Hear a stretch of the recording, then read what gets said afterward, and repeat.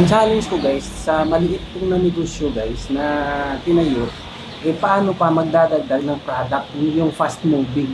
Kasi merong mga nagtatanong na meron kang sabihin natin cat food, gano'n, meron kang dog food, meron kang ganong para sa baboy. So iniisip mo na pwede mong idagdag, kaso guys, additional na puhunan at saka kahit nga lang mababa sa 1,000 yan yung 25 kilos ng mga yan, pero guys, idagdag puhunan mo yan. Saka alam mo naman na nag-i-eksperimento ka pa, hindi mo pa alam kung fast moving ba yan o baka mag-i-stack lang doon yung pera mo o yung puhunan mo. So nag-iisip ako guys kung ano nga ba yung mabilis na idadagdag dito.